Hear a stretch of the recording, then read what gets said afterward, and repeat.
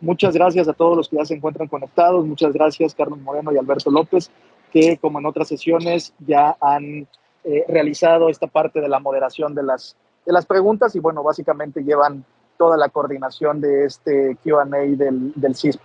Bueno, ya hemos avanzado, ya la realidad es que estamos básicamente a 3 dominios de terminar. Bueno, si ya le quitamos el de hoy, que básicamente va a suceder en 1 hora y media, estaremos a 2 dominios de terminar. El dominio del día de hoy es el dominio número 6, Security Assessment and Testing.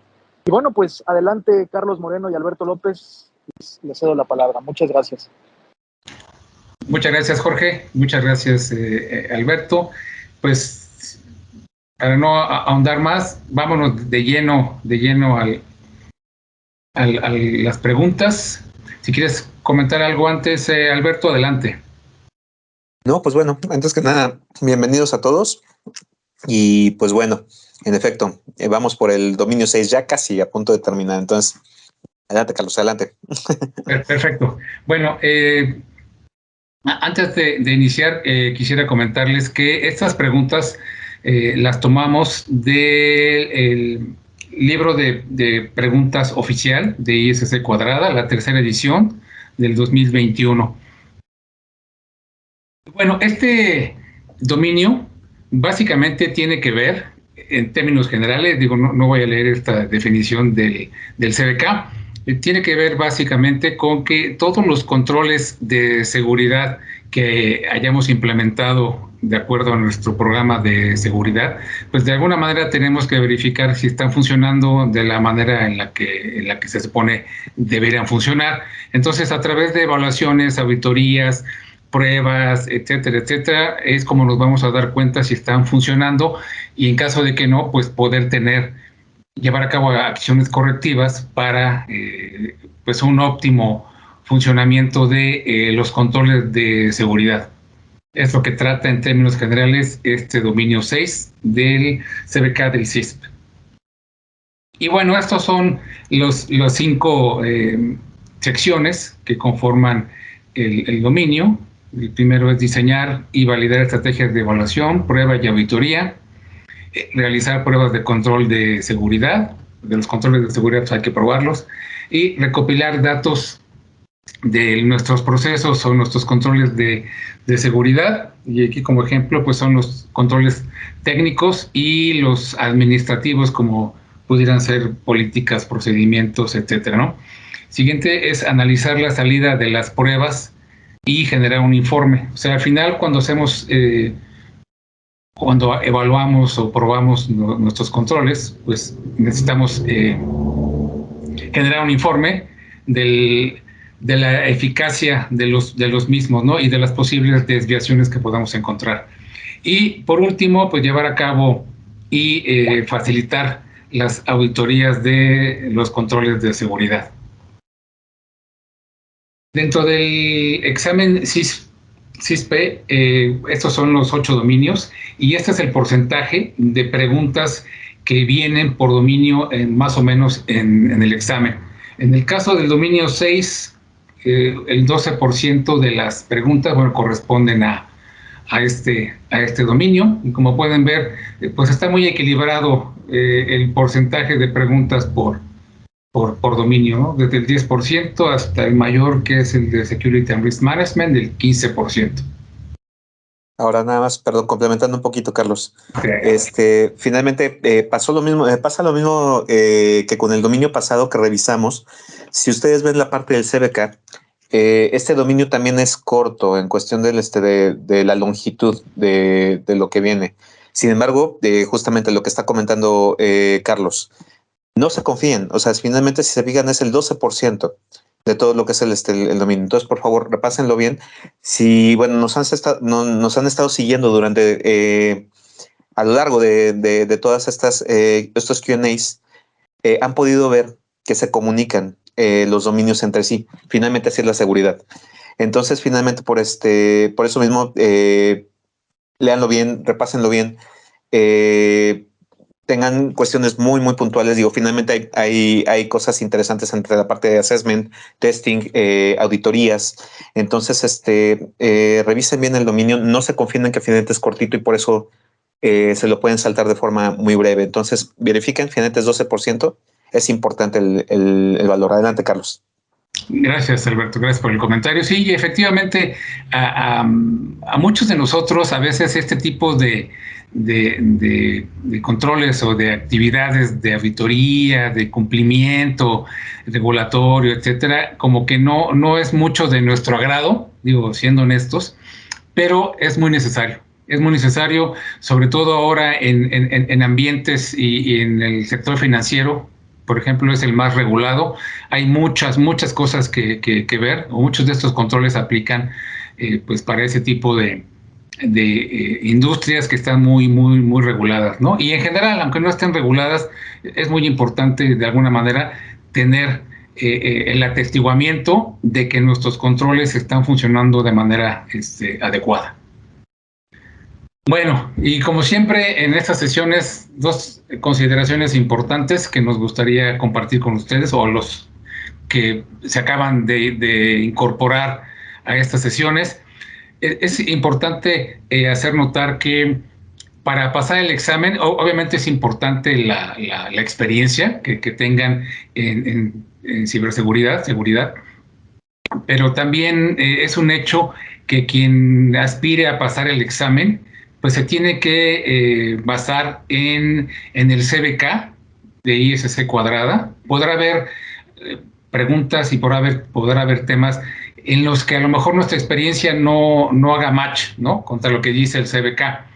Pero sí, si quieren pasar el examen, pues es importante que pues puedan quitarse la cachucha, la gorra de la experiencia que han tenido y se aboquen a lo que dice el CBK. Repito, pudiéramos no estar muy de acuerdo en algunos puntos del CBK, pero si realmente quieren pasar el examen, como en otras certificaciones de otro tipo de industrias, es muy importante el que se apeguen a lo que está especificado en el CBK para poder tener un alto porcentaje de éxito para pasar el examen, ¿no? Entonces, bueno, habiendo comentado esto, pues vayámonos de lleno a ver la primera pregunta. Si quieres, Alberto, te la dejo para que empieces. Ok, vale, perfecto.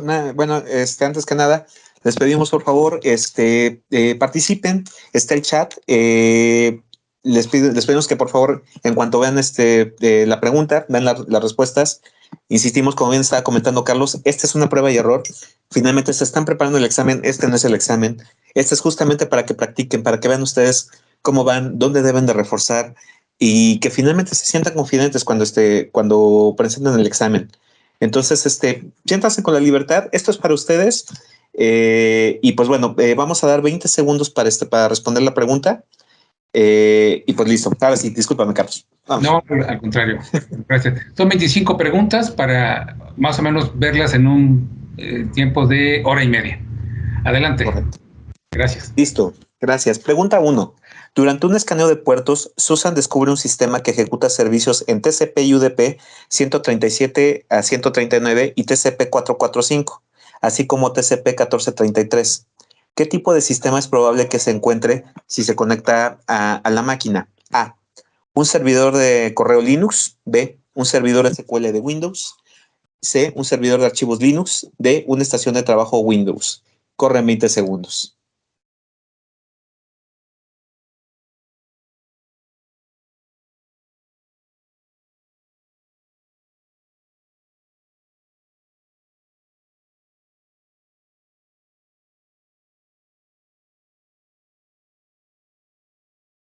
Tiempo. Perfecto. Vamos a la respuesta. Y en efecto, como muchos están comentando, la respuesta es B. ¿Qué sucede? Muchas gracias por participar. Los puertos TCP y UDP 137 y 139 nos dicen que finalmente esto es para servicios NetBIOS y el 445 es muy orientado para la parte de Active Directory. TCP 1433 es completamente orientado hacia SQL. Entonces, bueno, seguramente lo que nos indica es un servidor Windows proporcionando servicios, un servidor Windows proporcionando servicios de SQL. Regresamos un poquito a la pregunta, por favor, Carlos. Y bueno, finalmente las respuestas, las demás, pues finalmente quedarían descartadas. Si tienen alguna duda, por favor también exprésenlo en el chat. Y bueno, lo vamos viendo punto por punto. Carlos, no sé si tengas alguna observación. No, ninguna. Muchas gracias, Alberto. Digo, y a los participantes, siéntanse con toda la confianza de comentar cualquier tema relacionado a las preguntas, cualquier duda. Bueno, perfecto. Vamos a la siguiente. Dice, Joana es la CISO de su organización y en su función de supervisión de operaciones de seguridad quiere asegurarse de que la supervisión de la administración se lleve a cabo para los cambios relacionados con la seguridad. ¿En qué sistema debería enfocarse para rastrear este tipo de datos en la mayoría de las organizaciones? A, el sistema SIEM, B, el sistema IPS, C, la herramienta CMS y D, la herramienta ITSM. Corre 20 segundos.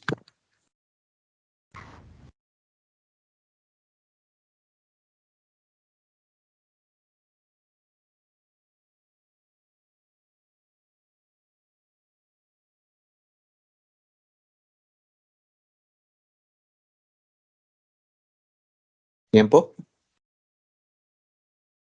Muy bien. Y la respuesta es D. Las herramientas de gestión de servicio de TI o ITSM incluyen la gestión de cambios y por lo tanto el tipo de aprobaciones y procesos de revisión que busca Joana en este caso. Las otras opciones, como el SIEM, registra los logs de seguridad, el IPS intrusiones y tráfico no deseado, y CMS es una herramienta de administración de contenido. Entonces la respuesta idónea, pues, o la más, déjame usar el término, la más correcta, porque recuerden que no hay una correcta que sea perfecta, sino que busquen la que más sea la más correcta, digámoslo así. En este caso, entonces, es la opción D, la herramienta ITSM. Aquí complementando un poco y tomando un poquito la palabra, Carlos. Adelante. Aquí finalmente hemos también dicho en otras sesiones, recordemos las palabras clave. Entonces, aquí en este aspecto podemos identificar la palabra clave de cambios relacionados con la seguridad. Finalmente, podemos llevarnos por la parte de rastrear, donde finalmente podemos ver a lo mejor un SIEM, un IPS, ¿no? Donde finalmente sabemos que probablemente podemos ver las distintas actividades y el CIEM finalmente nos va a decir el rastreo de a lo mejor toda una cadena, ¿no? Sin embargo, si verificamos que finalmente son cambios y pensando en todo un ciclo de ITIL, finalmente pensando en este tipo de cuestiones, vemos que el ITSM puede ser una muy buena herramienta pensando en la gestión de cambios, ¿no? Es por eso que es la respuesta. Adelante, Carlos. Gracias, Alberto. Listo. La que sigue. Pregunta 3.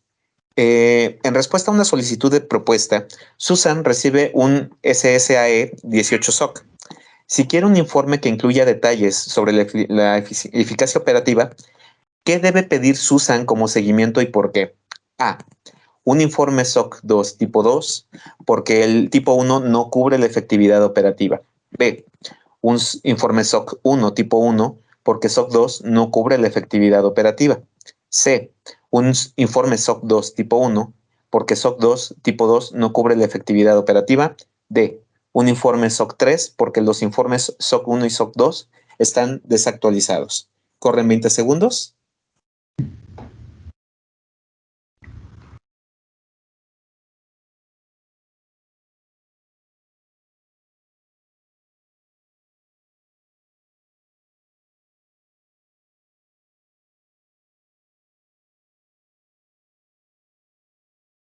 Tiempo. Y vamos a la respuesta. La respuesta es la A. Regresemos un poquito hacia la pregunta, porque está muy complicada y esta finalmente sí es muy de memoria. Finalmente, si estamos hablando de los reportes tipo SOC, que finalmente es sobre eso tenemos que recordar, el SOC tipo 1 es cuestión financiera.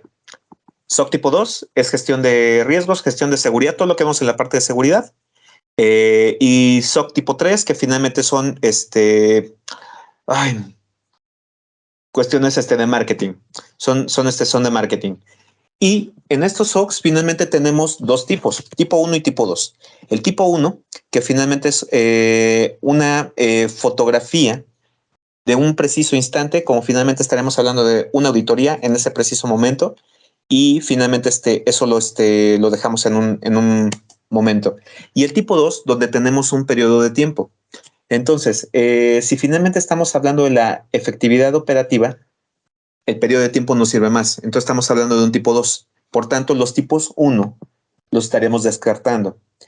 Y aquí finalmente pensando en que estamos hablando de una cuestión de gestión de riesgos hacia donde finalmente viene la parte de la eficacia operativa, es por eso que finalmente es el SOC tipo 2. Carlos, no sé si tengas alguna observación. Sí, claro que sí, Alberto.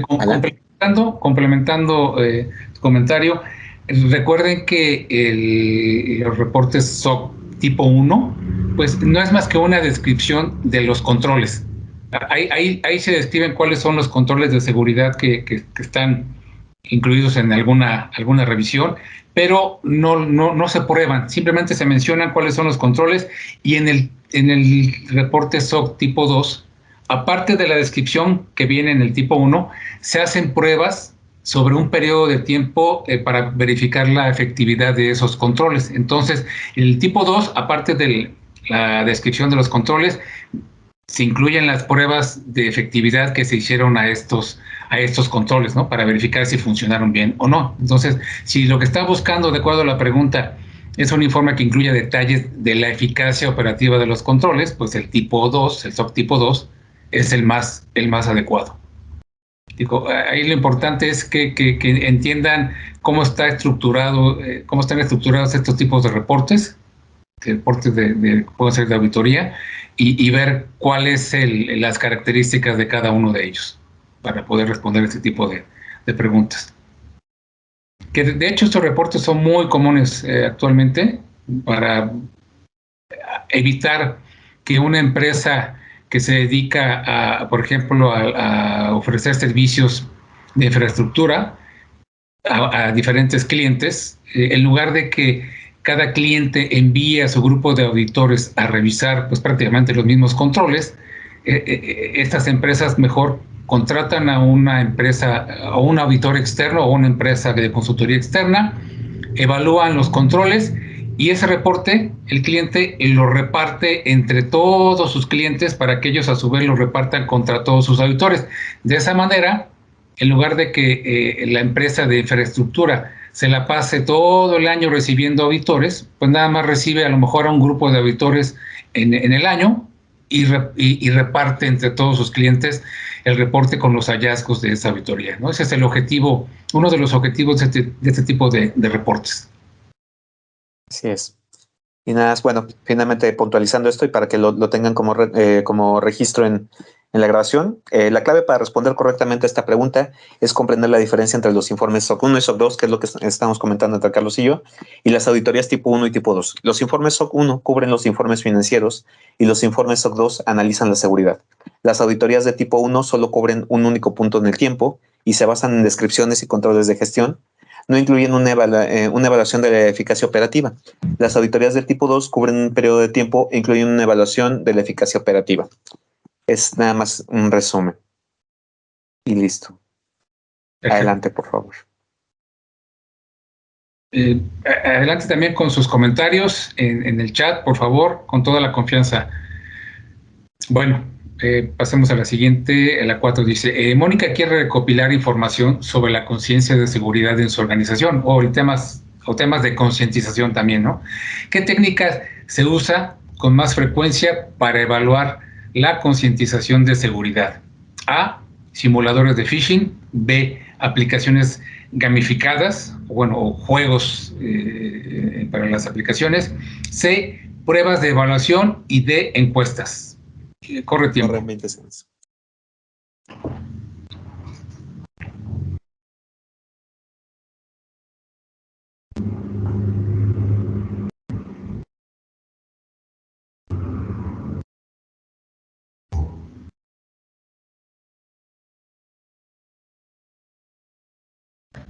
Listo.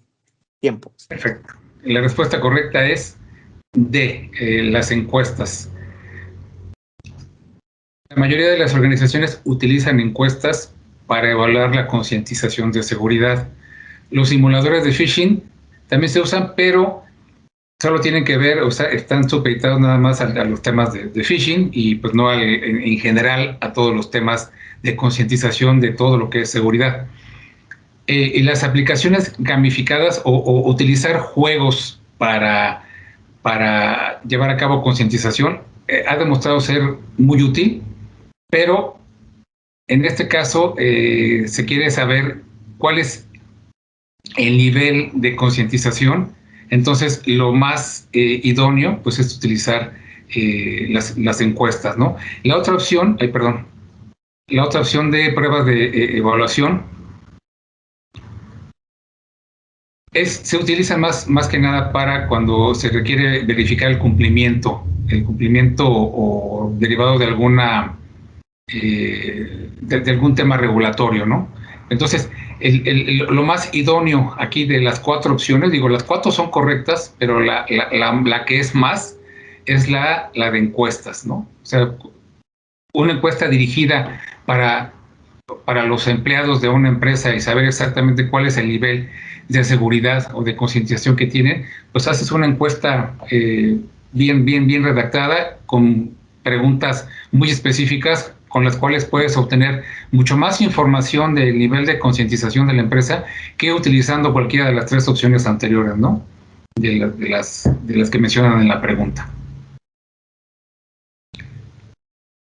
Correcto. Si tengan preguntas, comentarios.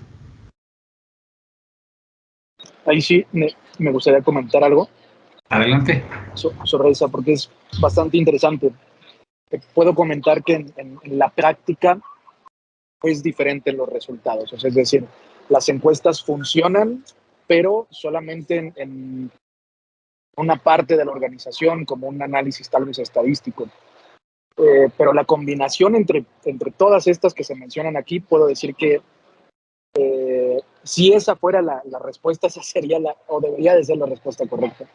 Porque a veces las encuestas se quedan muy cortas, es decir, realmente no puedes probar el conocimiento que tiene una persona hasta que no lo pruebas, o sea, hasta que no le mandas un correo falso o no le mandas un mensaje de texto falso o no intentas hacer algo que utilice ingeniería social, una llamada falsa, para poder medir si realmente la persona está concientizada o no. Entonces, pero aquí, una vez más, recordemos, no se trata de lo que incluso hayan vivido en la práctica, se trata de lo que el CBK plantea. Y si aquí plantea que la mejor opción es a través de encuestas, olvídense de la práctica, la mejor opción es a través de encuestas. Así es. Es correcto, Jorge. Y de hecho, inclusive gracias por la aportación, porque la verdad es que sí es cierto. O sea, inclusive, pues bueno, siendo muy honestos, hoy en día, pensando en que normalmente las encuestas a veces era aburrido, por decirlo de alguna forma, el poder aplicarlo, pues bueno, finalmente se buscan nuevas tecnologías y las aplicaciones basadas en juego, en efecto los phishings, que son ejercicios reales y qué pasa, pues bueno, finalmente están cobrando más, más relevancia, ¿no? Pero sí, finalmente desde un inicio, pues bueno, tenemos las encuestas desde hace muchísimo tiempo y es por eso mismo que lo toma el CBK de ese tipo de lugares. Sí, digo, al final, ¿cómo quieres saber si las personas están concientizadas? Pues preguntándoles directamente a través de una encuesta. No hay más. Así es.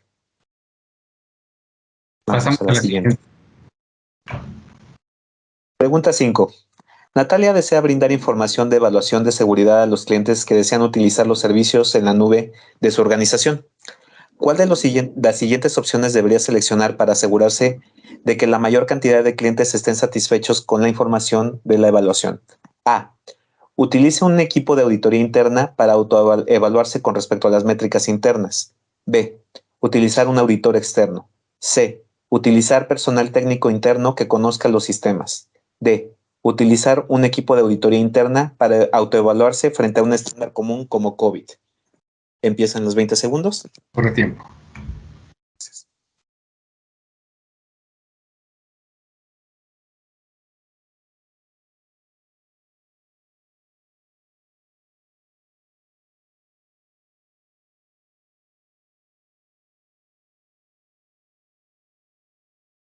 Listo. La respuesta correcta es... La respuesta es la B. Y digo, finalmente aquí podemos ver también las características entre los distintos tipos de auditorías. Y aquí finalmente el uso de un auditor externo de una empresa conocida y respetada suele ser la mejor opción cuando se proporciona información de auditoría y cumplimiento a terceros. Natalia podría contratar a un proveedor apropiado para un reporte SOC 2 tipo 2 como un ejemplo de una opción razonable para proporcionar detalles a sus clientes. El personal interno que evalúa según un estándar común como COVID sería la siguiente opción más aceptable en esta lista. Con un estándar interno resultaría menos útil. Finalmente, el personal interno ajeno a la auditoría es el menos útil en esta circunstancia. Básicamente, digo, podemos regresar a la pregunta, por favor, Carlos. Básicamente lo que nos lleva a esto es realmente verificar si lo que queremos es ver asegurarse de que la mayor cantidad de clientes estén satisfechos con la información de evaluación, es haciéndolo de forma externa. Alguien que finalmente conoce la materia, es un profesional y que finalmente va a aportar un punto de vista externo con el conocimiento de distintas normas o lo que fuera, para finalmente hacer esa evaluación y que dé validez u observaciones hacia la evaluación, ¿no? Hacia la auditoría en todo caso. Carlos, no sé si tengas alguna observación. Sí, gracias, Alberto. Complementando, fíjense nada más, las opciones A, C y D se dan dentro de la organización. O sea, al final son juez y parte, ¿no? Siempre tiene uno la tendencia, a lo mejor, en esas auditorías, a lo mejor no demostrar todo lo mal que pudiera haber. O sea, no hay independencia. Y la única opción donde sí hay independencia para poder obtener una opinión lo más razonable posible es a través de un auditor externo, o sea, a través de un externo totalmente independiente a la organización. Entonces, la respuesta, digamos, la más correcta o la más útil es utilizar a alguien de fuera, un externo, para dar una opinión sobre los servicios de la nube.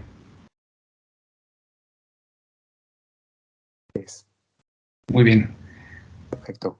Vamos a la siguiente. Esperamos sus comentarios, por favor, y preguntas, Y en cualquier momento, por favor, deténganos y comentamos los puntos, por favor. Bueno, pasamos a la siguiente. Dice, la empresa de Mark ha sido notificada de que hay una falla en su aplicación web. El individuo anónimo o la persona que les ha notificado que tienen 2 semanas para solucionarlo antes de que se publiquen los detalles de la falla junto con el código de explotación. De ejemplo, ¿qué norma de la industria está violando la persona que contactó a la empresa de Mark? A, informe de día 0, B, divulgación ética, C, hackeo ético y D, la declaración de ética de divulgación de vulnerabilidades de ICC cuadrado. Corre tiempo.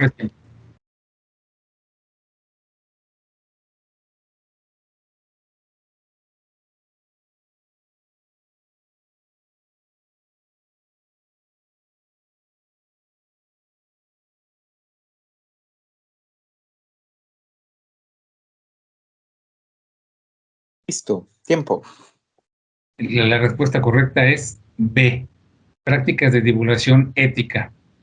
Con las prácticas de divulgación ética proporcionan a las empresas y organizaciones, se proporcionan un periodo de tiempo razonable para corregir una falla y llevar a cabo una solución, ¿no?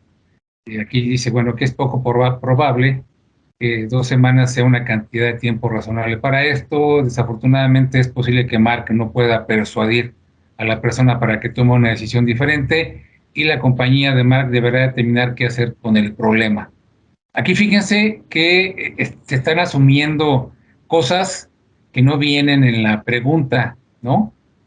Pero están asumiendo con base en lo que posiblemente han visto en la práctica que se da, que es poco tiempo y normalmente se divulga esta información antes de que las empresas lo puedan corregir, ¿no? Pero siempre como un tip, traten de resolver o contestar la pregunta con base en la información que viene en la pregunta, sin tratar de asumir cosas pues, que no están ahí descritas, ¿no? Para tener mayor probabilidad de contestar adecuadamente las preguntas, ¿no? No sé si tengan alguna duda o comentarios adicional, Alberto. No, yo creo que está bien puesto. Sí es importante a veces el darle un ojo y una segunda repasada a este tipo de preguntas. Digo, sé que el tiempo a veces nos come en cuestión de cuando estamos haciendo un examen de este tipo, pero sí es importante que finalmente podamos entender básicamente los conceptos que nos están comentando, como bien comentaba Carlos, ¿no? Entonces, va por ahí. Adelante. Bien. La siguiente. Pregunta 7. Durante un escaneo de puertos, Ben usa la configuración predeterminada de Nmap y ve los siguientes resultados. El gerente de Ben expresa su preocupación por la cobertura de su exploración. ¿Por qué el gerente podría tener esta preocupación? A. Ben no probó los servicios UDP. B. Ben no descubrió puertos fuera de los puertos conocidos o well-known ports. C. Ben no realizó la toma de huellas dactilares del sistema operativo. D. Ben probó solo un número limitado de puertos. Podemos ver la imagen anexa que está a la izquierda para poder responder. Corre tiempo.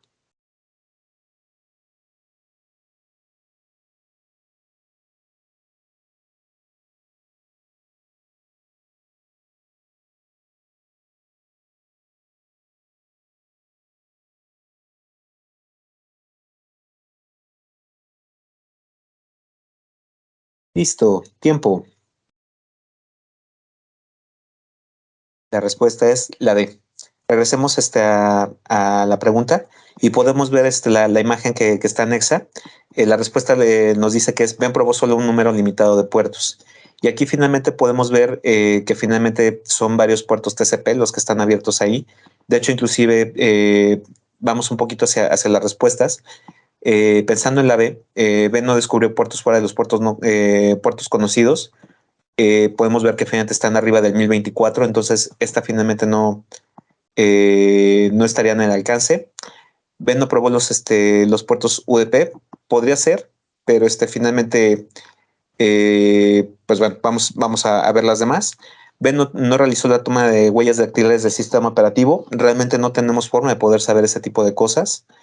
En efecto, no tenemos forma de poder saber qué rango se utilizó tampoco, ¿no? No nos dicen ese tipo de información conforme a la pregunta. Pero lo que sí podemos saber es que finalmente Nmap, solamente si lo corremos por default, escanea 1000 puertos, así por default, que es finalmente la parte interna. Entonces es por eso que finalmente la respuesta es la D. Leyendo, Nmap solo escanea 1000 puertos TCP y UDP de forma predeterminada, incluidos los puertos fuera del rango del 0 al 1024 de puertos conocidos. Al usar los valores predeterminados para Nmap, Ben perdió 64.535 puertos.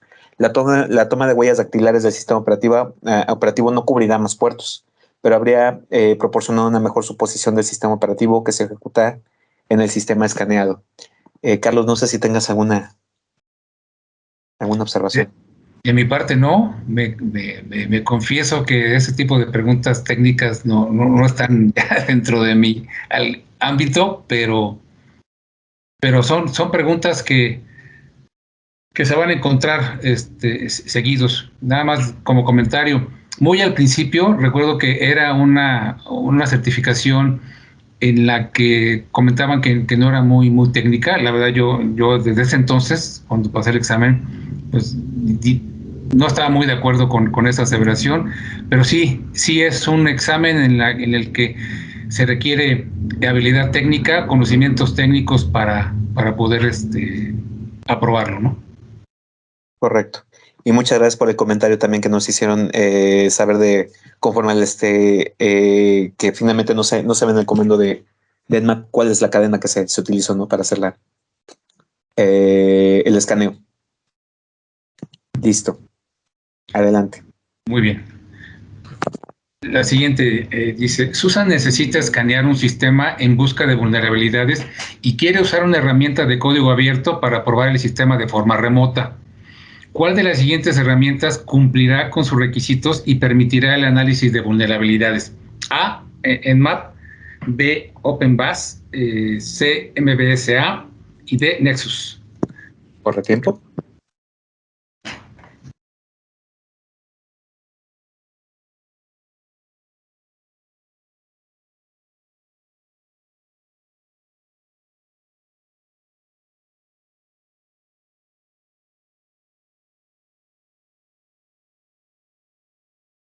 Listo. La respuesta correcta es B. OpenBAS es una herramienta de análisis de código abierto. Perdón. Nmap solo escanea puertos. Las otras dos herramientas pues no son de código abierto. Por lo tanto, la respuesta correcta es el inciso B. De hecho, como bien lo decía, ¿no? Nessus en su momento fue de código abierto, ¿no? Pero, pues bueno, fue adquirida y, pues bueno, se hizo comercial, ¿no? Entonces, realmente por eso la respuesta es la B. Así es. Adelante. Muy bien.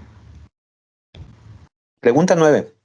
¿Qué método se usa comúnmente para evaluar qué tan bien las pruebas de software cubrieron los usos potenciales de una aplicación? A, un análisis de cobertura de prueba o un test coverage. B, una revisión de código fuente. C, un análisis de fuzzing. D, un informe de revisión de código. ¿Corre tiempo?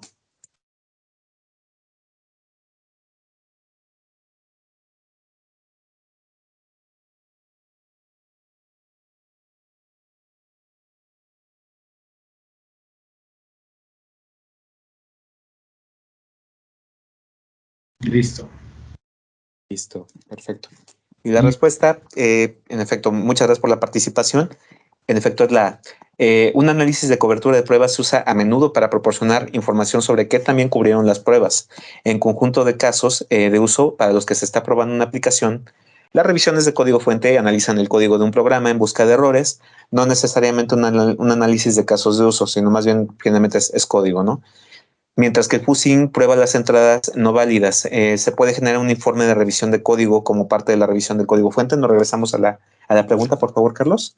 Y bueno, finalmente aquí podemos ver, digo, en efecto, esto probablemente sea también mucho de la parte de la teoría. El coverage analysis, el test coverage, finalmente es una prueba completa de funcionalidad y que finalmente, pues bueno, tal cual es cobertura, como bien está estipulado en la pregunta. Probablemente esa sea la palabra clave que nos puede ayudar a identificarla. No sé si tienes alguna observación, Carlos. No, por mi parte no. Ahí está, no. Perfecto. ¿Tienen algún comentario o dudas? Adelante, por favor.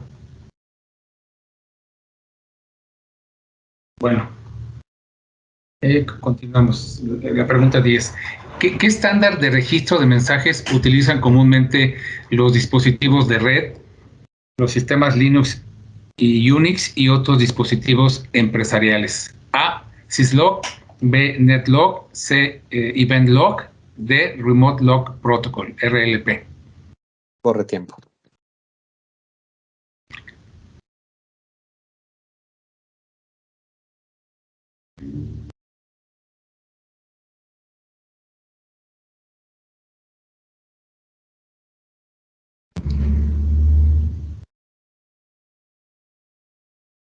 Tiempo. Ok, antes de pasar rápido a la respuesta, hay algo que creo que no comentamos. Pusimos las preguntas en inglés y en español para que también les pueda ayudar y saber en qué lenguaje, en qué idioma, perdón, les es más conveniente presentar el examen, ¿no? Digo, dado que hay muchos términos técnicos, digo, al final luego a veces la traducción al español no es la más óptima. Pero bueno, los pusimos en los dos idiomas para que ustedes vean más o menos con qué idioma se sentirían más cómodos para presentar el examen, ¿no? Bueno, vámonos a la respuesta. La respuesta es A. Syslog es un protocolo que es utilizado ampliamente para el registro de eventos y mensajes. Las otras tres opciones, B, C y D, son términos que no existen. Los inventaron en esta pregunta para distraer al participante. Pudieran pensar, bueno, en mi caso, eso se me hace injusto. Incluso hay en algunos estándares para este tipo de exámenes, digo, prohíben eso, ¿no? Que existan términos que no están, que sean inventados como distractores, ¿no? Entonces, bueno, es importante también que lo que conozcan y que sepa y bien los términos, los conceptos, pues no tendrá mayor problema, ¿no? Identificar cuando se trate de algún término inventado, inexistente. ¿Algún comentario, estimado Alberto? No, realmente no. Finalmente sí, en efecto es mucho de conocimiento en cuestión de este tipo de cosas. Es algo que finalmente sí es de teoría, ¿no? Y bueno, de práctica en cierto momento, ¿no? Entonces sí, tal cual. Perfecto. Y vámonos a la siguiente. Adelante. Pregunta 11. Durante un escaneo de puertos usando Nmap, Joseph descubre que un sistema muestra dos puertos abiertos que le causan una preocupación inmediata, que es 21 Open, 23 Open. ¿Qué servicios se están ejecutando en esos puertos? A, SSH y FTP, B, FTP y Telnet, C, SMTP y Telnet, D, POP3 y SMTP. ¿Corre tiempo?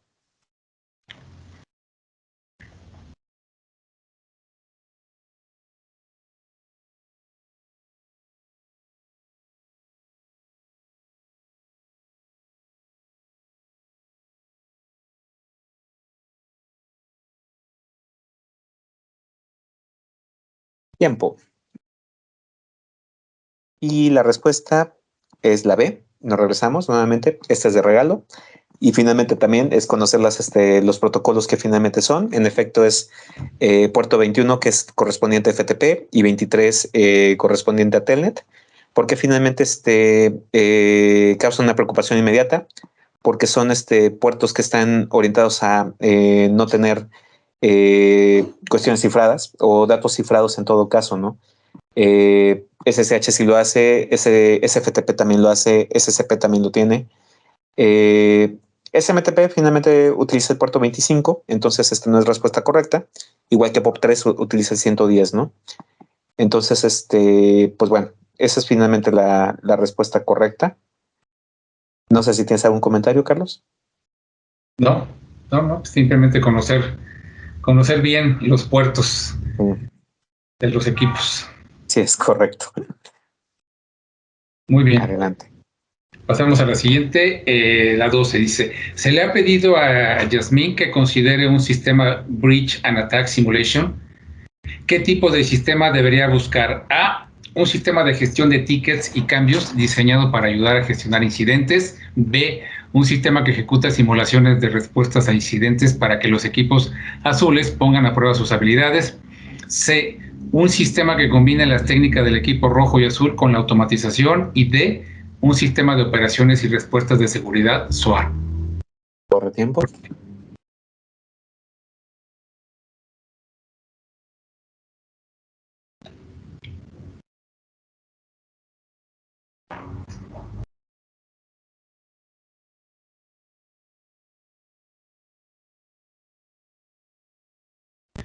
Listo. Y la respuesta correcta es C. Los sistemas BAS o Breach and Attack Simulation prácticamente utilizan la técnica de los equipos rojos y azules, ¿no? Y que es lo más adecuado para lo que pide la pregunta, un sistema Breach and Attack Simulation. Esa es la clave para poder responder la respuesta correcta, que es el inciso C. No hay mayor cosa que explicar aquí. Y si tienen algún comentario, duda, por favor, adelante en el chat. Esta es de las preguntas, se puede decir que nuevas en cuestión tecnológica. Realmente Breach and Attack Simulation no tiene mucho en el mercado también.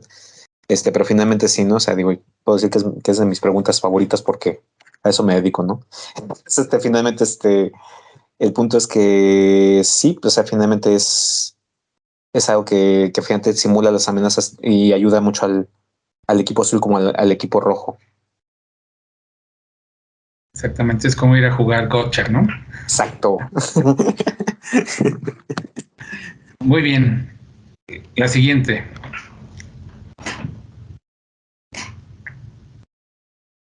Pregunta 13. ¿Cuál de las siguientes herramientas es más probable que se utilice durante el descubrimiento? A. Nessus. B. John. C. Nmap. D. Nikto. Corre tiempo. Durante el descubrimiento para hacer algún tipo de ataque, ¿no? Correcto. Hablando de algún tipo de, sobre todo la parte de pentesting, que es finalmente como lo vemos en el CBK, que finalmente tiene las distintas fases de, de ataque, ¿no? Listo. Tiempo. Okay. Y bueno, la respuesta es C, es Nmap, que finalmente, pues bueno, aquí finalmente podemos ver que el descubrimiento puede ser activo y pasivo. En este caso, pues bueno, para hacer el tipo de descubrimiento lo hacemos a nivel de puertos, y esto finalmente lo que hacemos es, pues bueno, mandar a analizar qué tantos puertos están abiertos en determinado sistema, ¿no? Bueno, aquí finalmente dice, el escaneo de puertos se realiza comúnmente durante el descubrimiento para evaluar qué servicios proporciona el objetivo, y Nmap es una de las herramientas más populares que se utilizan para este propósito. Nessus y Nikto pueden utilizarse durante la fase de exploración de vulnerabilidades, y John es un descifrador de contraseñas, puede usarse para recuperar contraseñas durante la fase de explotación. Entonces aquí, pues bueno, como bien comentaba Carlos, ¿no? Normalmente antes no se decía que no era un examen técnico, sin embargo, pues bueno, aquí estamos viendo ya herramientas como tal propias para la parte de testing, eh, y que finalmente, pues bueno, ayudan a este tipo de cosas, ¿no? Carlos, ¿tienes Sí, alguna observación? un tema así en general. Esto no quiere decir que ustedes tengan que ser expertos en pentesting o expertos en ingeniería social, en lo que sea. Lo que explica el CBK es que al menos conozcan los temas y sean lo suficientemente buenos para poder gestionar a todos los ingenieros o a los externos que pueden llevar a cabo este tipo de pruebas. Sobre todo hacen mucho énfasis en el dominio 7 al temas de forencia digital, pues la verdad ahí se requiere gente muy, muy experta y no se pretende que un CISP tenga ese nivel de expertise. Digo, lo puede tener, ¿no? Pero en general no mencionan que realmente tenga uno que ser experto en todo esto o que uno haya utilizado la herramienta Nessus para hacer algún tipo de descubrimiento de vulnerabilidades, ¿no? Pero simplemente lo que mencionan es que conozcan y sepan a nivel administrativo cómo gestionar a todos los ingenieros, a los procesos y procedimientos para llevar a cabo una gestión adecuada del programa de seguridad en sus respectivas empresas, ¿no? Entonces, nada más quería comentar ese punto. No se asusten o no piensen que tienen que ser expertos en estos temas ya a nivel operativo, ¿eh? Correcto, de hecho, inclusive gracias, porque la verdad es que tienes razón, Carlos. O sea, la verdad es que pueden asustar un poco este tipo de preguntas de, oye, ¿y si no me sé esto? Y si vienen 25 preguntas de esto, no es así. Como bien comenta Carlos, o sea, finalmente el punto del CISP es tener una base general, donde finalmente nosotros tenemos una vista general de los 8 dominios de seguridad, y que finalmente la aplicación, sí, muchos probablemente sean conceptos que finalmente tenemos que aprender en ese aspecto, pero no es finalmente para decir, ¿sabes qué? Debo de ser completamente un experto hackeando, teniendo certificaciones de pentesting, debo de tener una ética hacking. No es así. Finalmente aquí el punto es que podamos ver la generalidad de la seguridad, y que finalmente sobre eso podamos responder las preguntas más acertadas en ese aspecto. Muy bien. Abierto, ¿eh? Para que cualquier duda y Sí, sí, comentario, sí. por favor, ¿eh? Sí, sí, sí. Bueno, vamos a la siguiente. Dice, Emily crea un script que envía datos a una aplicación web que está probando. Cada vez que se ejecuta el script, envía una serie de transacciones con datos que se ajustan a los requisitos esperados de la aplicación web para verificar que responde al comportamiento típico del cliente. ¿Qué tipo de transacciones está usando y qué tipo de prueba es esta? A. Synthetic Passive Monitoring. B. Synthetic Use Case Testing. C. Actual Dynamic Monitoring. Y D. Actual Fusing. ¿Por el tiempo? Es una pregunta que pues ninguna opción de las mencionadas pues se pudo traducir, o bueno, a lo mejor pudieran generar alguna confusión si se traducen literalmente, ¿no? Como en su momento se traducía el firewall como cortafuego. Correcto. Entonces, Listo, tiempo. ok, y la respuesta correcta es B. Está utilizando casos de uso sintéticos o datos inventados para poder probar la aplicación. Dice, Emily está usando transacciones sintéticas que pueden usar transacciones registradas o generadas y está realizando pruebas de casos de uso para verificar que la aplicación responda adecuadamente a los casos de uso reales. Dice, ni actual data ni dynamic monitoring es un término de la industria, o sea, otro caso en el que inventan términos. Y fusing, como ya lo explicó en otra pregunta Alberto, implica enviar datos, digamos, erróneos o inesperados para ver cómo reacciona el programa, ¿no? Y el monitoreo pasivo utiliza un toque de red u otra tecnología de captura para permitir el monitoreo del tráfico real o un sistema o aplicación. O sea, monitoreo pasivo simplemente es poder escanear el tráfico en la red, ¿no? Nada que ver con la prueba de funcionalidad de transacciones de una aplicación. Entonces, pues la respuesta correcta es la B. Repito, es otro caso en el que las opciones, o al menos dos de las opciones, no existe el término que fue inventado para distraer a quien está tratando de responder, ¿no?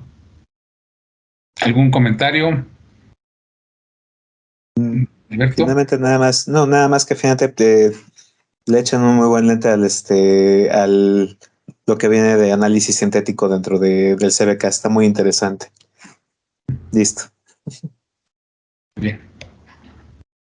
Pregunta 15. Durante una prueba de penetración, Miriam llama a la mesa de ayuda de su objetivo y afirma ser la asistente principal de un oficial de la empresa. Ella solicita que la mesa de ayuda restablezca la contraseña del oficial debido a un problema con su computadora portátil mientras viaja y los convence para que lo hagan. ¿Qué tipo de ataque ha completado con éxito? A. Zero Knowledge. B. Suplantación de identidad de la mesa de ayuda. C. Ingeniería social. D. Caja negra. Corre tiempo. Este sí es un regalo, ¿eh?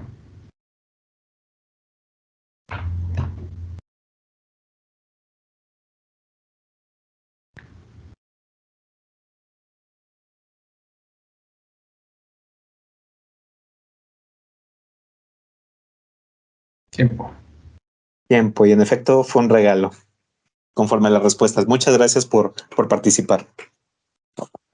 En efecto, la respuesta es el ataque de ingeniería social. O sea, finalmente es algo muy conocido, que finalmente sabemos que alguien se hace pasar por otra persona, e inclusive normalmente, como normalmente podemos asustar o hacer convencer de forma más rápida a la gente, diciendo que finalmente es un alto funcionario de la empresa, ¿no? Entonces, pues bueno, finalmente es la forma en la cual se pudo hacer este tipo de cuestiones. No se verificó nada de que realmente sea la identidad correcta. Entonces, es directamente clavado con una ingeniería social. La caja negra y el conocimiento cero o el zero knowledge son términos que describen las pruebas de penetración sin información sobre la organización o el sistema. Y la suplantación de la mesa de ayuda no es un término de la industria. Carlos, ¿tú tienes algún comentario? No, digo, prácticamente un ataque no técnico. Y bueno, continuamos. Pregunta 16. Cuando se reinicia un sistema Windows, ¿qué tipo de registros se genera? A, error, B, warning, C, información y D, auditoría de fallas. Corre tiempo. Gracias también por ayudarnos a establecer una diferencia entre las preguntas y las respuestas.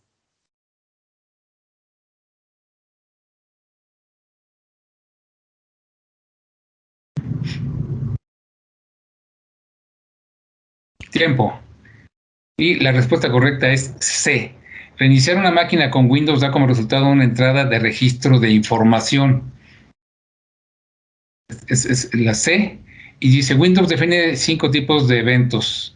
Errores que indican un problema importante, advertencias que pueden indicar problemas futuros, información que describe la operación exitosa y auditorías de éxito que registran los accesos de seguridad y auditorías de fallas, que registra intentos fallidos de acceso de seguridad. Eso, bueno, pues ahora sí que para quien sea experto y conozca bien de Windows, no deberá tener mayor problema. ¿Algún comentario, Alberto? No, yo creo que finalmente, pues sí es cuestión de ver los tipos de eventos que genera Windows. Digo, finalmente aquí lo que dice es que se reinicia. No dice que finalmente se reinició por algún tipo de problema o algo por el estilo. Aquí finalmente es un reinicio, como si finalmente lo hubiera generado un humano, ¿no? Entonces, por eso que fuera una información, ¿no? Por eso no podría ser una auditoría de fallas, en todo caso que hubiera sido diferente, ¿no? Entonces, pues bueno, listo. Muy bien. Pregunta 17. ¿Cuál de los siguientes tipos de revisión de código no suele realizar un ser humano? A, inspecciones de software. B, pair programming. C, software walkthroughs. Y D, static program analysis. ¿Corre tiempo?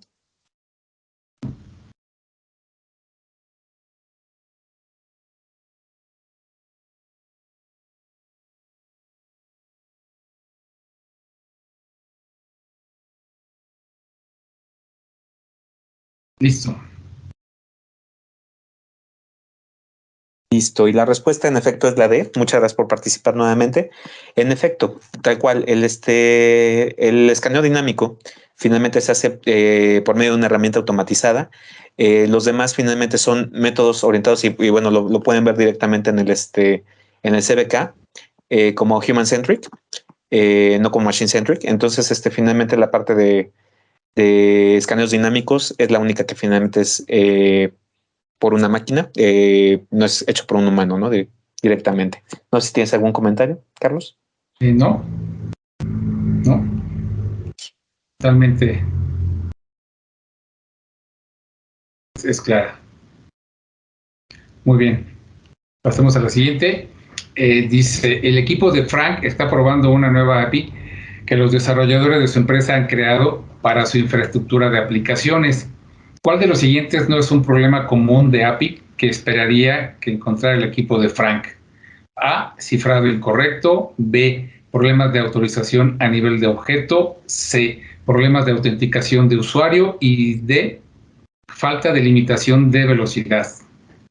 Corre tiempo. Corre tiempo.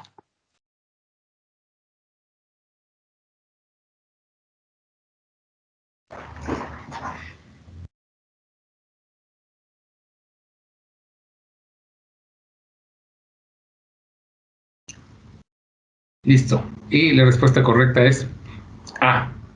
Las APIs no tienen, digamos, nada que ver o muy poco con el tema del cifrado. Eso se detecta y se gestiona por separado. Y todos los demás, pues sí son problemas comunes que pudiéramos encontrar en el desarrollo de APIs. Y aquí vale la pena nada más que revisen un poco la liga que dejamos aquí. Lo podrán ver cuando se suba la grabación. Es importante, digo, finalmente las APIs, finalmente pensando en la parte de web, se asume que realmente están sobre métodos cifrados, pensando en el, digo, finalmente son llamadas a aplicaciones de forma no visible, ¿no? Entonces, sobre eso, pues bueno, se asume que finalmente ya están cifradas y es por eso que no tendrían por qué estar percibiendo algún tipo de entrada no conocida o algo que no se ha esperado directamente en algún tipo de verificación, ¿no? Sí, y ahí en la respuesta hay una liga que recomiendan para acceder al top 10 de OWASP, que son las 10 riesgos más comunes que se pueden encontrar en el desarrollo de este tipo de aplicaciones. Igual lo mencionan en diferentes dominios en el CDK, entonces yo creo que sí es importante que entiendan este estándar del famoso top 10 de OWASP, ¿no? Ya han sacado versiones igual para la nube y para otras cuestiones, pero el de siempre, el que contiene la mayoría es el del top 10. Entonces, bueno, famoso. El famoso top 10 de OWASP, exactamente. Muy bien. Pregunta 19. En la imagen que está descrita podemos ver en la izquierda, ¿qué problema puede ocurrir debido a la configuración de manejo de registros? A. Los datos de registro pueden perderse cuando se archiva el registro. B. Los datos de registro pueden sobreescribirse. C. Los datos de registro pueden no incluir la información necesaria. D. Los datos de registro pueden llenar el disco del sistema. Corre tiempo.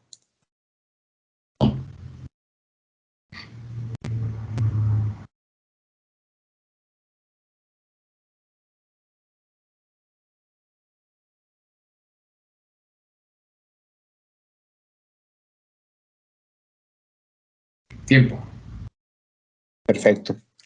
Sí, bueno, finalmente la respuesta es la D. Regresamos un poquito hacia la imagen y esto es finalmente para ver, ¿no?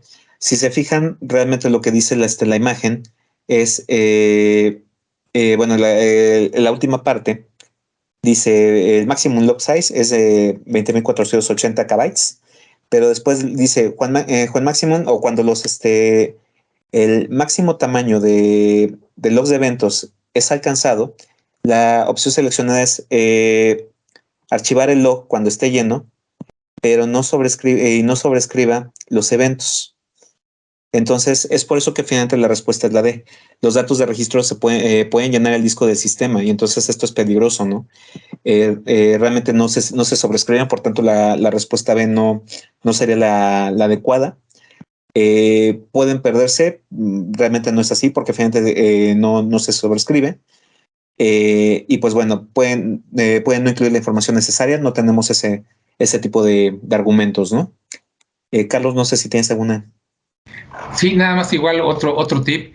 Este es un ejemplo de pregunta en el que también pueden mostrarles ya sea una imagen, un diagrama o cualquier otro objeto en una pregunta y utilizar ese diagrama o imagen para contestar varias preguntas, ¿no? Entonces se van a encontrar diciendo esta imagen es para contestar las preguntas, no sé, 85 al 89, entonces para que también tengan muy en cuenta que puede haber este tipo de preguntas, ¿no? Correcto. Y leamos la respuesta, la D. El menú que se muestra archivará los registros cuando alcancen el máximo tamaño permitido de 20 megas. Estos archivos se conservarán, lo que podría llenar el disco. Los datos de registro no se sobreescribirán y los datos de registro no se perderán cuando se archiven. La pregunta no incluye suficiente información para determinar si es posible que no se registre la información necesaria. Listo. Vamos a la siguiente, Carlos. Dice, Jim ha sido contratado para realizar una prueba de penetración de la sucursal principal de un banco. Para que la prueba sea lo más real posible, no se le ha dado ninguna información sobre el banco más que su nombre y dirección. ¿Qué tipo de prueba de penetración ha accedido a realizar Jim? A. Una prueba de penetración de caja de cristal, o también conocida como, perdón. B. Una prueba de penetración de caja gris. C. Una prueba de penetración de caja negra. Y D. Una prueba de penetración de caja blanca. Corre tiempo.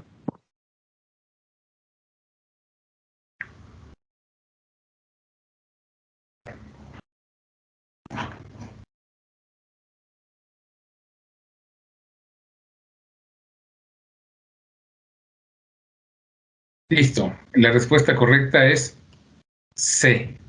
Es una prueba de penetración de caja negra. Como dice ahí, bueno, Jim ha aceptado una prueba de caja negra.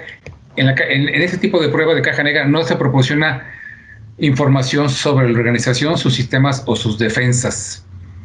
Una prueba de penetración de cristal o caja blanca, que son las opciones A y D, proporciona toda la información que necesita un atacante, mientras que una prueba de penetración de caja gris, que es la opción B, proporciona parte de la información, pero no toda. Entonces, de acuerdo a la pregunta en la que pues, prácticamente solo le dieron nombre y dirección, el tipo de prueba de penetración de la que se trata pues, es una prueba de caja negra, la opción C. Y creo que no, sí, no es una pregunta, se fijan, muy de regalo, realmente es algo, y esto es interesante también analizar, hay algunas preguntas que seguramente van a parecer más confusas para ustedes, no significa que se confíen de las preguntas que sean de este tipo, son muy de conocimiento, sin embargo, pensando en que este tipo de preguntas probablemente las puedan responder de forma muy rápida, entonces dosifiquen su tiempo, tómense su tiempo para poder respirar y verificar las preguntas que probablemente les causan un poquito más de confusión en ese aspecto, ¿no? Es nada más un consejo. Listo, Carlos. Bien, la siguiente. Pregunta 21. Durante una prueba de penetración, Michelle necesita identificar los sistemas, pero no obtuvo suficiente acceso al sistema que está usando para generar paquetes en crudo. ¿Qué tipo de escaneo debería ejecutar para verificar los servicios más abiertos? A. Un TCP Connect Scan. B. Un TCP SYN Scan. C. Un UDP Scan. D. Un ICMP Scan. Corre tiempo. Ni idea, mi estimado Alberto. No te preocupes, yo tampoco.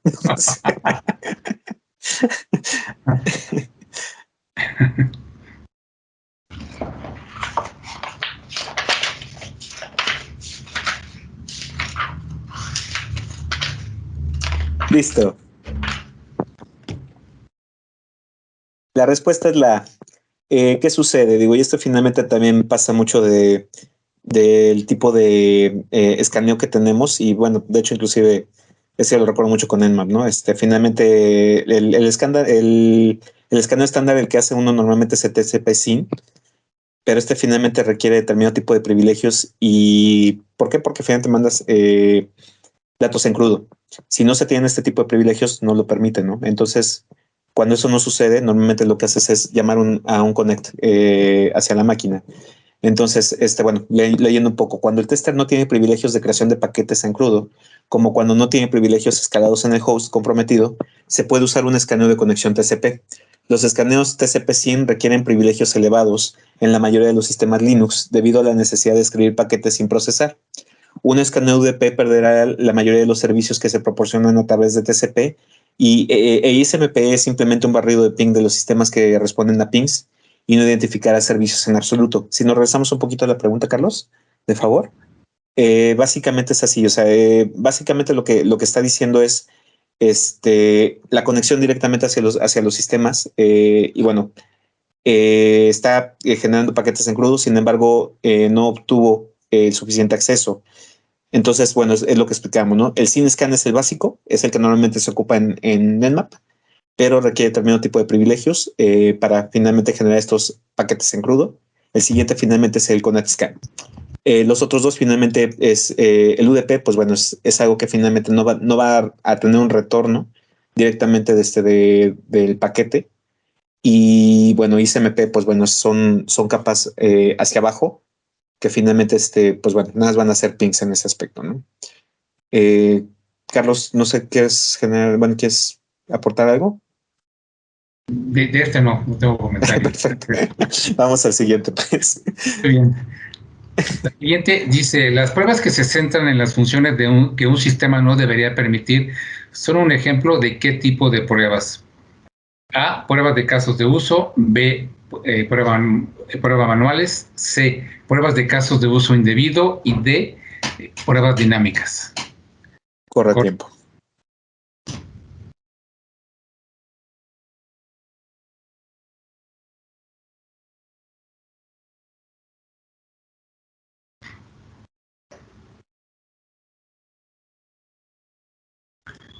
Listo. Y la respuesta es C. Pruebas de casos de uso indebido. Dice, probar cómo se podría usar mal un sistema o probar el mal uso se enfoca en comportamientos que no son los que la organización desea o que son contrarios al funcionamiento adecuado de un sistema o aplicación. La prueba de casos de uso se utiliza para verificar si una funcionalidad deseada funciona, para que la redundancia. Las pruebas dinámicas se utilizan para determinar cómo el código maneja las variables que cambian con el tiempo, mientras que las pruebas manuales son exactamente lo que implica probar el código a mano. Entonces, es simplemente un caso de uso con transacciones o con funcionalidades incorrectas para precisamente verificar cómo se comporta el sistema en caso de ingresar información errónea, ¿no? Entonces, la respuesta correcta es casos de uso indebido. Si la pregunta fuera de funciones que un sistema debería permitir, entonces ahí sería pruebas de casos de uso. Pero las que no debería permitir, pues simplemente es un grupo de transacciones o casos de uso erróneos para ver cómo se comporta la aplicación. ¿Algún comentario? Me robaste la palabra en los últimos. Finalmente ese es el punto, ¿no? O sea, donde finalmente está la palabra clave en este aspecto es no debería permitir, ¿no? Entonces, sí es importante también identificar esos puntos. De ahí en fuera, adelante. Muy bien. Y faltan 3 preguntas, pero adelante. Pregunta 23. Stride, que significa spoofing, tampering, repudiation, information, disclosure, denial of service, elevation of privilege. ¿En qué parte del modelo de amenazas de aplicaciones es útil? A. Evaluación de vulnerabilidades. B. Categorización de amenazas. C. Pruebas de caso de uso indebido. D. Planificación de pruebas de penetración. ¿Corre tiempo?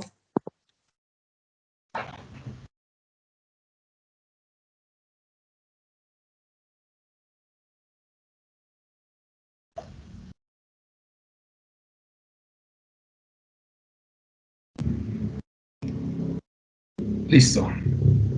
Perfecto. La respuesta es la B. Nada, bueno, sí, finalmente, ¿qué sucede? Stride es un modelado, o sea, finalmente es una metodología. Entonces, pensando en esto, pues bueno, es una parte importante del modelado de amenazas, de aplicaciones, y es para la categorización de amenazas. Ayuda a evaluar los objetivos del atacante que influyen en los controles que deberían implementarse. Las otras respuestas involucran temas que no forman parte directamente de, pues bueno, fácilmente lo que es el modelado de amenazas, ¿no? Entonces, digo, nada más para identificar en este aspecto, Stride como tal es una metodología. No sé si tienes algún comentario, Carlos. No, Alberto. No, conozco poco de esa metodología. Sí, es que sí son muy puntuales. Exacto. Listo. ¿Algún comentario de los participantes? Por favor, no se queden. Bueno, la siguiente dice, ¿cuál de las siguientes no es una interfaz que normalmente se prueba durante el proceso de pruebas de software? A, APIs, B, interfaces de red, C, interfaces de usuario y D, interfaces físicas. Correcto.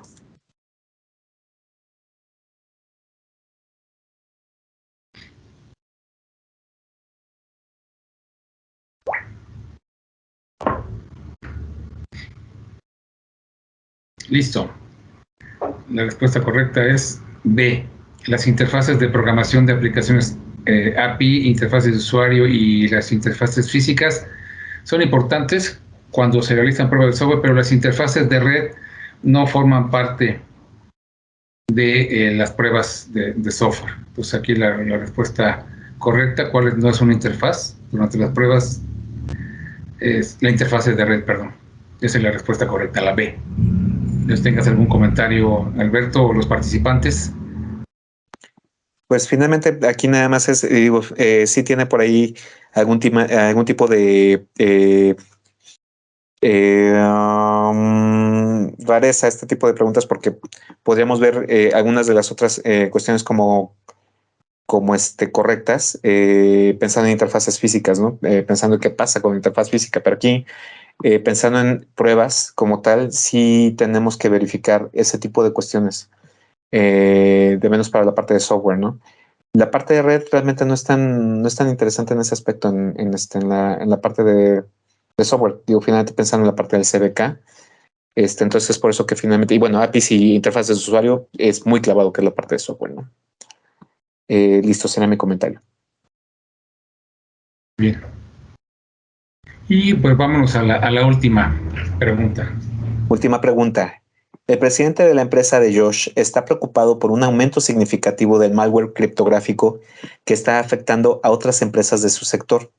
Le ha pedido a John que se asegure de que los datos de la empresa sean recuperables si el malware ataca y cifra sus sistemas en producción.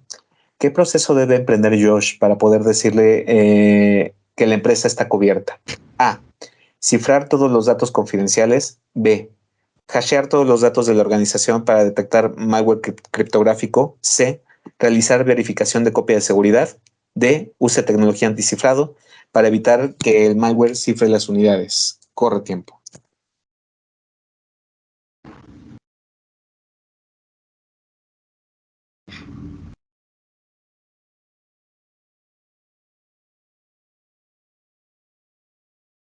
Listo. Perfecto. La respuesta es la C. Y estamos hablando de la mejor respuesta. No significa que las demás no sean correctas. Aquí estamos hablando de cuál es la mejor respuesta y no viene en este aspecto así redactada. Sin embargo, aquí los puntos claves que tenemos que identificar es que los datos de la empresa sean recuperables. Entonces, pensando así, la mejor respuesta de Josh es validar que la organización tenga copias de seguridad seguras y utilizables. Si ataca el malware criptográfico, la mejor respuesta es tener copias de seguridad en las que pueda confiar y que no estén cifradas, lo que significa una separación de los sistemas y potencialmente la necesidad de realizar versiones para que las copias de seguridad no cifradas no sean reemplazadas por copias cifradas y por lo tanto inaccesibles. El cifrado de datos confidenciales no evitará que los atacantes vuelvan a cifrarlos, haciéndolos inaccesibles.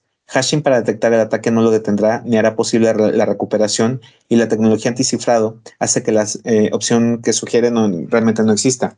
Que realmente sí, sabemos que sí podemos tener un anticifrado realmente de la información. Sin embargo, para la parte de lo que nos está comentando ahorita, la opción más viable es la parte de las copias de seguridad.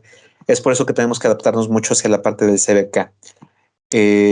Insisto, no es que estén mal las demás, todas son válidas en este aspecto, pero sí para este tipo de cuestiones es la C. Carlos, no sé si tienes algún comentario. Sí, gracias, Alberto. Sí, claro que sí. Nada más igual recalcar que el tema de los backups, de los respaldos, es muy importante, y en el CBK, pues prácticamente en todos lados lo mencionan, ¿no? Entonces, como un control que puede ayudar a mitigar riesgos en este caso del malware, de cualquier otro tipo de ataque, ¿no? Es importante tener siempre los respaldos y copias de seguridad totalmente actualizados y asegurarse que funcionen en caso de que se requiera hacer alguna recuperación de información, ¿no? Pues bueno, nada más, eso es lo que quería comentar. No sé si tengan algún otro comentario y los participantes. Pues bueno, aquí te están poniendo gracias, Carlos y el tocayo, por su excelente presentación. Muchas gracias. Éxito a todos los participantes. Buenas noches. Gracias por el esfuerzo. Saludos. Gracias. Nada más déjenme comentarles, perdón, por último, otro tip que viene mencionado en el libro de preguntas y respuestas.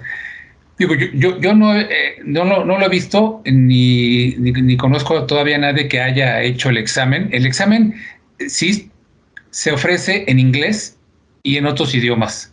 En otros idiomas es el formato que ya conocemos. Son 6 horas de examen y 250 preguntas. Ese es el formato normal que conocemos. ISC Cuadrada lanzó un nuevo esquema que nada más aplica para el examen en inglés. Ese examen dura de 1 a 3 horas. Son 150 preguntas y están bajo una metodología que le llaman Computer Adaptive Testing. ¿Qué significa esto? Que conforme tú vas contestando las preguntas, si vas contestando bien, las siguientes preguntas te las va poniendo, digamos que más difícil. Más difícil. Entonces, no quiere decir que sea más difícil el examen. Lo que por ahí escuché y no, digo, tengo que comprobar es que si llega un momento en que contestas bien una gran mayoría de las preguntas, aunque no sean todavía, aunque no llegues al total de 150, en ese momento termina y te da como aprobado el examen, ¿no? Eso no lo menciona, pero sí lo he escuchado. Entonces digo, nada más quería comentarles eso, que tengan igual mucho cuidado para saber si lo van a presentar en inglés o lo van a presentar en algún otro idioma, porque los formatos son diferentes. Ahora entiendo por qué lo sentí tan difícil, Carlos. ¿Tú presentaste el de inglés? Sí. Ah, ya. Pero aún así me hizo las 150 preguntas, entonces seguramente tengo orejas de burro. O a lo mejor lo que comenté de que llega un momento en que si contestas bien, sí, te corta el examen. A lo mejor eso no es cierto, porque digo, no lo mencionan aquí en el libro y bueno, lo había escuchado por ahí. Lo voy a sí, no, fíjate que yo también había escuchado lo mismo. De hecho, inclusive lo leí, te soy sincero. Y la verdad es que a mí sí me tocó de 150, tal cual. Pero pues puede ser eso, ¿no? Más bien que en determinado momento sí tuve algunas buenas y algunas malas, ¿no? Pero bueno, esa es esa lección también, en efecto, ¿no? O sea, y eso también depende del tiempo y también de qué tan cómodos se sientan con los lenguajes. También digo, antes en su momento se decía que el examen en español no está nada bien traducido. Yo también he escuchado que la verdad es que hoy en día han mejorado mucho las traducciones. Pero bueno, también depende mucho, son gustos de cada uno, ¿no? Sí, yo cuando lo presenté en el 2005, llega ya hace ya un rato, venían las preguntas así como las presentamos aquí, venía en inglés y en español, y te dejaban sacar un diccionario español-inglés para que lo pudieras usar. Digo, ahorita es muy diferente, ya no se permite, pero no sé si realmente, si lo presentas en otro idioma, no sé si ya en pantalla también te aparezca la pregunta en inglés. Pero bueno. Esa sí te la debo.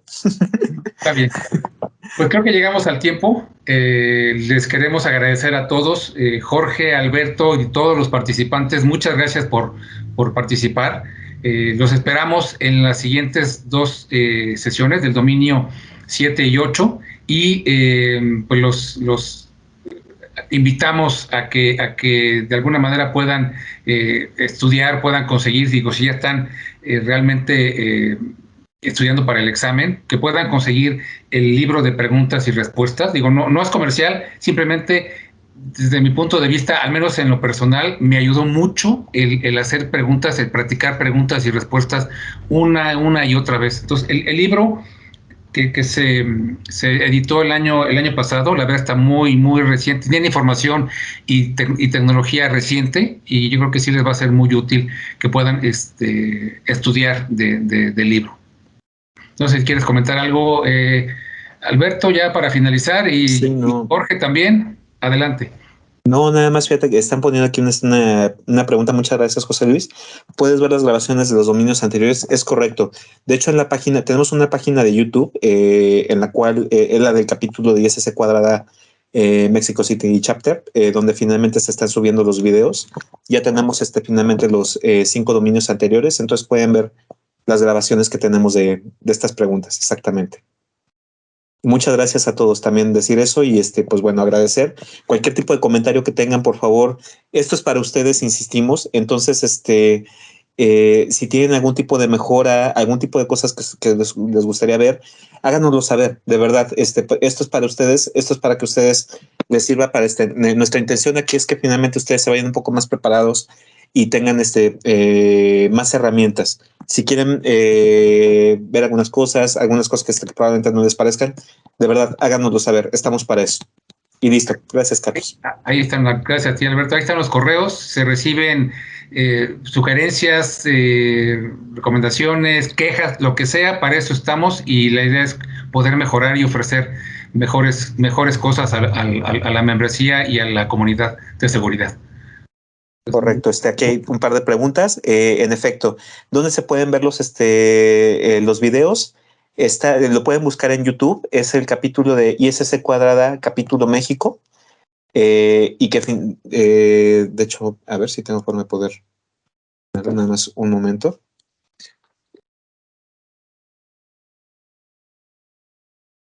De hecho, lo pueden encontrar así como ISS Cuadrada Mexico City Chapter. Y bueno, se los dejo aquí en el chat para que lo tengan y lo puedan consultar. El libro, en efecto, es el de Cybex. La segunda pregunta, que es en el que estamos basando. No seas malo, Charlie. ¿Podrías, por favor? Ajá, exactamente, ese es justamente el que está mostrando Charlie.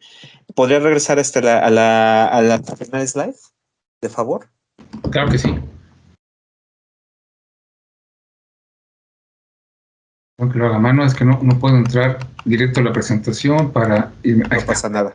Si se fijan, ahí viene una parte de que dice la fuente, que es en efecto el CISP Official Practice Test, la tercera edición, 2021 es de Cybex. Entonces es finalmente la versión más actualizada, que está orientada sobre los últimos cambios del CISP. ¿Y el CBK? Y el CBK, correcto. Ese sí está choncho. Sí. Muy bien, pues muchas gracias a todos. La verdad es que súper agradecidos por que se hayan subido y los esperamos para las siguientes. Muchas gracias. Buenas noches. Muchas gracias a todos, que estén muy bien. Bueno, hasta luego, Jorge. Gracias, Carlos. Gracias a ustedes. Muy bien, Carlos, Alberto, muchas gracias. Hasta luego. Hasta luego.